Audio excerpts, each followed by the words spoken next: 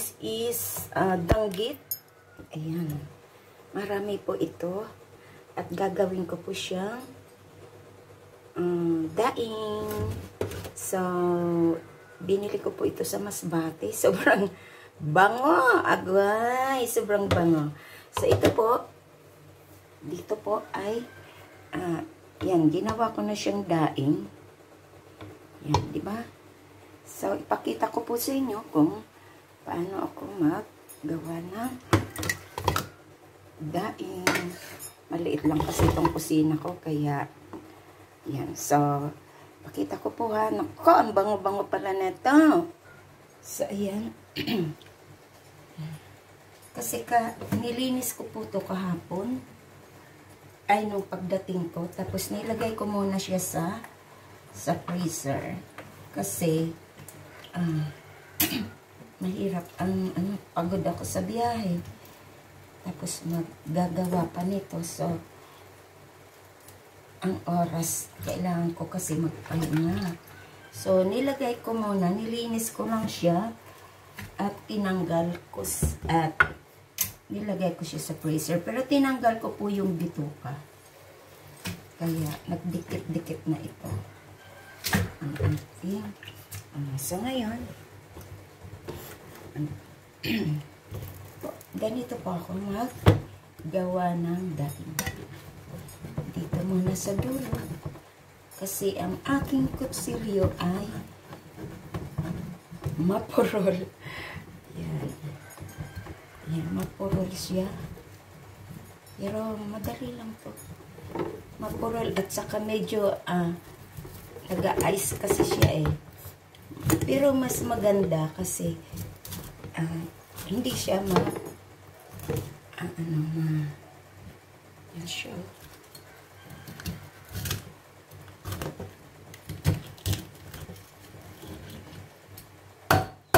Yan. Diba? Yan siya. So, mamaya linisin ko po siya at asinan. Ano ko lang siya, i-marinate ko lang siya bago ibilad. Ayan.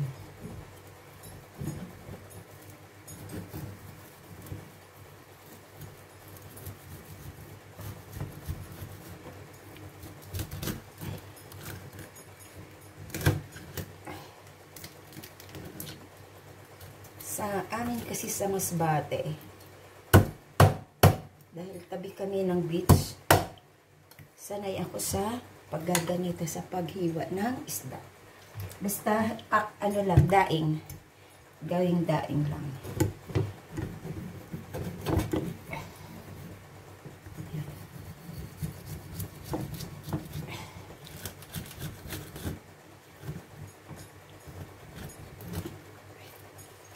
Ang danggit. Pero mas maganda ngayon kasi parang hindi na siya nung na-freezer.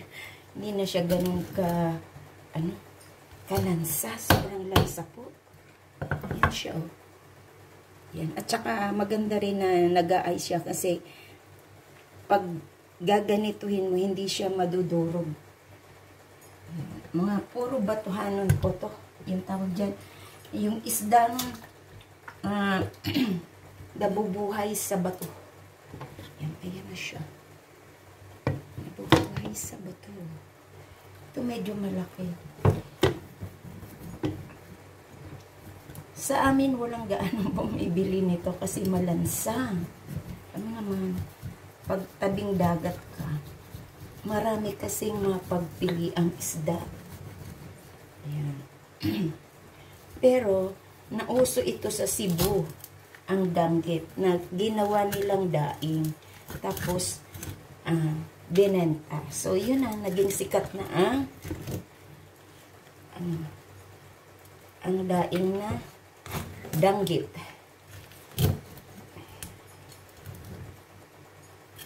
So, gawin nating daing.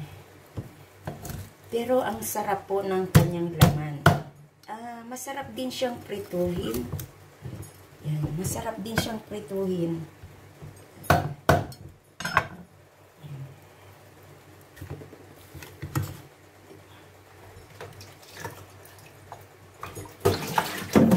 Dalawa na lang. So,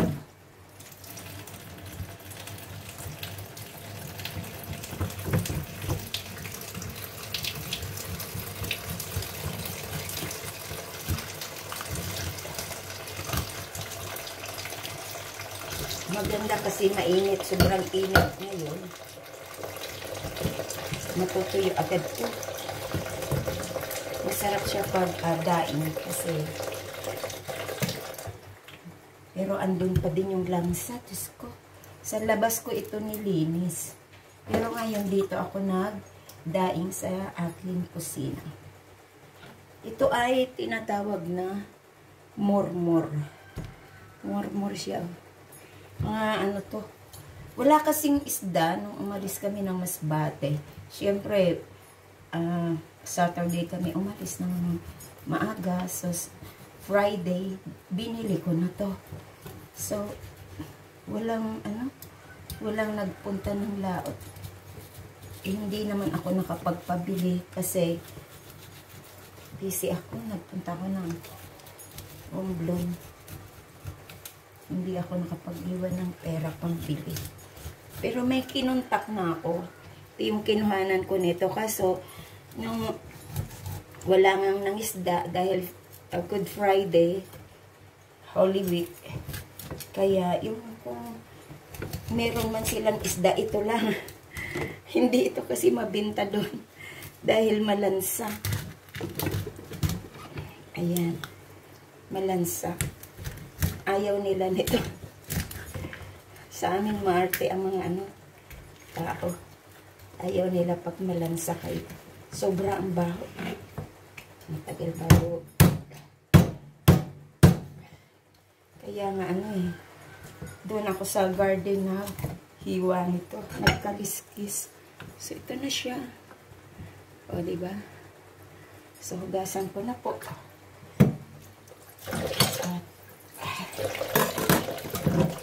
Itong sangkalan ko ay kailangan ko itong hugasan at ibilad sa init para matanggal ang kanyang lansa. So, yun, hugasan po natin. Kasi, imamarinate ko na siya sa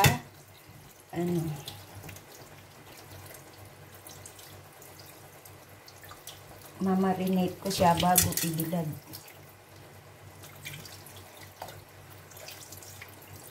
Kuhanin ko muna yung mga anik-anik na naiwan. Ayan siya. Ito yun.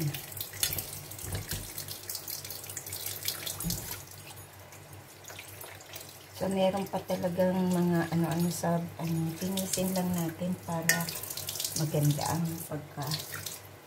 Yung sa gitong ka ba, natanggal natin yung natitira-tira pa. Pero natanggal ko na to. Kaso lang, hindi, pag biniak mo, makikita mo talaga ng mga kailangan lang linisin. Ayan. Ang sarap nito. Ang mahal kaya nito. Salinisan ko lang siya.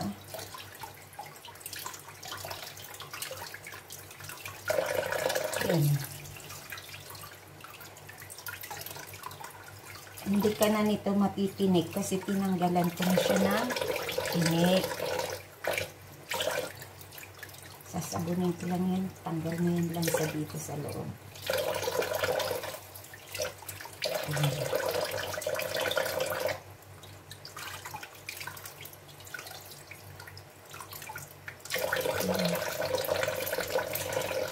Buti nga frozen siya na frozen. Parang na na yung amoy.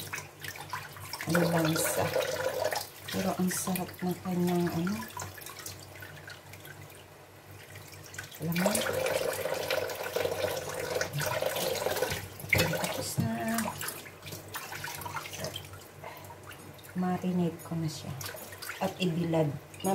Mamaya din ibilad ko siya. Yan siya. So, ayan po.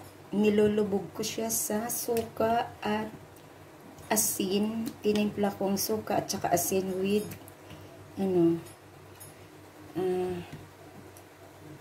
black pepper.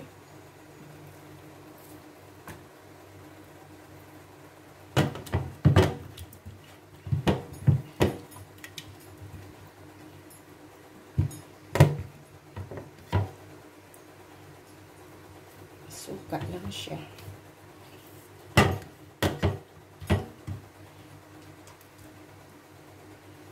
At maya-maya ibilad ko siya dun sa rooftop. Nag-ano siya, what's this?